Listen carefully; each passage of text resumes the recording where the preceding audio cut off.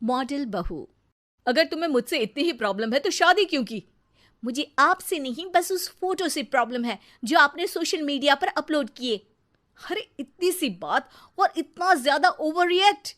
ये इतनी सी नहीं, मेरी करियर की बात है। मैं मॉडल हूँ और मेरी इंडस्ट्री में कोई भी एक शादीशुदा मॉडल के साथ काम करना नहीं चाहता। इसीलिए अभी के अभी उन फोटो को डिलीट करो। नैना के गुस्से में ऐसा बोलने पर रोहित सोशल मीडिया से अपनी और नैना की सारी फोटो डिलीट कर देता है। नैना एक मॉडल है जिसकी शादी रोहित से होती है, पर उसे हमेशा हर चीज से पहले सिर्फ मॉडलिंग ही दिखाई देती है। इसीलिए वो इसके आगे अपनी शादी को भी कोई इम्पोर्टेंस नहीं देती। एक रात नैना तैयार होकर कमरे से बाहर निकलती है। अरे इतनी रात को ऐसे तैयार होकर कहाँ जा रही हो? Night club. बहू, इस तरह रात भर घर की बहू का बाहर रहना सही नहीं है।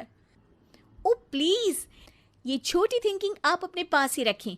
मेरे प्रोफेशन में night club and parties normal है। ऐसा बोलकर नैना घर से बाहर निकल जाती है और रात भर पार्टी करने के बाद अगली सुबह घर वापस आती है, जहां उसकी सास सुबह सुबह घर की सफाई कर रही होती है। ओहो मम्मी, आप तो बहुत जल्दी उठ जाती है। चलो अच्छा है, मैं चली सोने। जब पूरी दुनिया के उठने का समय है तब तुम्हें सोना है। भला ये भी कोई घर वापस आने का समय है? नॉट अगेन मॉम, मैं आप और आपकी इन बातों से टायर्ड हो गई हूँ।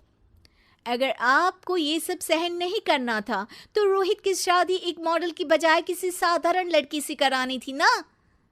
सास को ये सब बोलकर नैना सोने चली जाती है, जिसके बाद वो सीधा शाम को कमरे से बाहर निकलती है तो देखती है कि उसकी सास और रोहित बैठे बैठे खाना खा रहे हैं। नैना भी उन्हीं के साथ डाइनिंग टेबल पर जाकर बैठ जाती है, जहां सारा तेल वाला खाना देखकर वो गुस्से में भड़क जाती है। ये सब क्या है मॉम? आपको पता है ना कि मैं एक मॉडल हूँ और मुझे अपना फिगर मेंटेन करने के लिए हेल्दी फूड ही खाना होता है, नॉट लाइक यू। फिर भी आपने सारे खाने में तेल ही तेल भर दिया। बस नैना, बिल्कुल चुप। पहले तो तुम घर में एक सुई तक नहीं हिलाती और मम्मी जो पूरा समय अकेले काम करती रहती है उन पर चिल्ला रही हो। इतनी दिक्कत है तो खुद ही खाना क्यों नहीं बना लेती? पर बनाओगी कैसे? तुम्हें तो मॉडलिंग, पार्टी और सेल्फी के अलावा और कुछ आता ही नहीं ना। मेरे भैया भाभी ने मुझे आज तक किसी काम के लिए नहीं बोला। मैंने जब जो मांगा वो मिला और इन्हें देखो, खाने के नाम पर कितनी बातें सुना दी। बस बहुत हुआ, मुझे अब यहाँ नहीं रहना। नैना गुस्से में तुनकते हुए बैग पैक करके घर छोड़कर अपने भैया के घर पहुंच जाती है, जहां उसकी भाभी खुशी से नैना का स्वागत करती है। अरे क्या बात है नैना, ना कोई खबर ना रोहित साथ में, अचानक कैसे आना हुआ? मैं तो उस घर को हमेशा के लिए छोड़ आई, दोबारा कभी वहां वापस नहीं जाऊंगी। ऐसा बोलकर नैना घर में आकर मजे में सोफे पर बैठ जाती है, जिसके बाद अब वो पूरे ठाठ बाट से अपने मायके में रहने लगती है, जहां उसकी भाभी सारा काम करती और नैना अपने मॉडलिंग प्रोजेक्ट करते हुए बस मौज में बैठकर खाती। नैना, आखिर बताओ तो सही कि तुम्हारे ससुराल में ऐसा क्या हुआ जो तुम्हें घर छोड़ना पड़ा? बस उन्हें मेरा लेट नाइट पार्टी जाना और कोई काम ना करना पसंद नहीं था, तो मैंने वो घर छोड़ दिया और यहाँ आ गई। नैना की बात सुनकर उसकी भाभी हैरानी से उसे देखने लगती है, पर कुछ बोलती नहीं।